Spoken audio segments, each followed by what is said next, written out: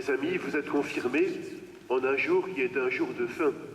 Vous le savez en effet, nous sommes le dernier dimanche de l'année, selon la liturgie chrétienne. Nous fêtons aujourd'hui la fin d'une année, la fin de l'année liturgique avec cette fête du Christ qui est notre roi. Et pourtant, dans la vie chrétienne, toute fin est aussi un commencement. Toute mort est aussi un passage vers la vie. Et en ce jour où quelque chose se termine, une année, les prêtres, et diacres et évêques, nous sommes habillés en blanc, couleur de la résurrection, couleur de la vie.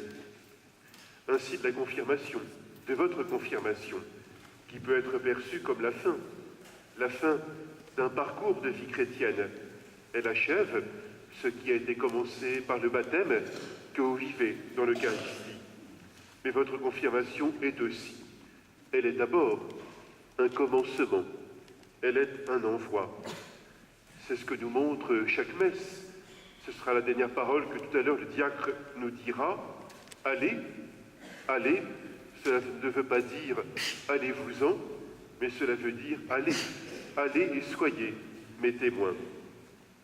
Première chose donc, premier appel, une messe, un sacrement, votre confirmation aujourd'hui n'a de sens que lorsque l'on ouvre les portes, on le fera tout à l'heure, et lorsque l'on s'en va. Permettez-moi d'utiliser quelques accessoires pour essayer d'illustrer cela. Je vais les chercher.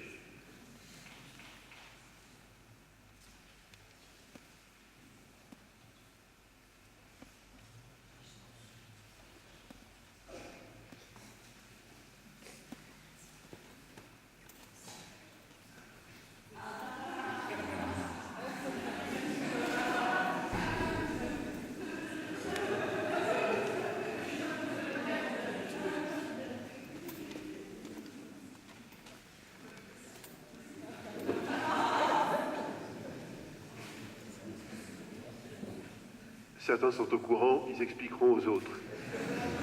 Une messe ou un sacrement n'a de sens que lorsque les portes sont ouvertes. Un œuf n'a de sens que lorsque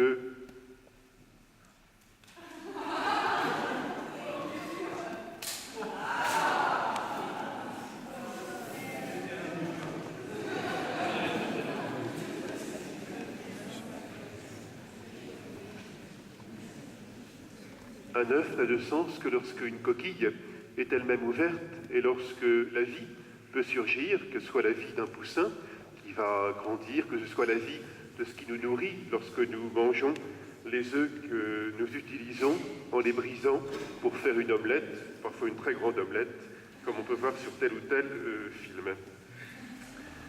Ouvrez donc les portes, votre confirmation, elle est cela, elle est ouverture de porte, elle est ouverture d'une coquille, elle est brisure, brisure avec ce que cette brisure dit aussi, de risque de trouver la vie surtout. Et puis, une deuxième chose que j'entends dans cette liturgie, ce dimanche du Christ roi, deuxième appel, c'est l'appel à l'étonnement. Justement, en ce dernier dimanche de l'année, la manière de désigner Jésus dans l'Évangile nous est-elle si naturelle? Elle peut nous étonner. Jésus, on l'appelle le roi de l'univers, puis Jésus, il est aussi présenté comme un juge. Même s'il est jugé dans l'Évangile, il est celui qui met en jugement.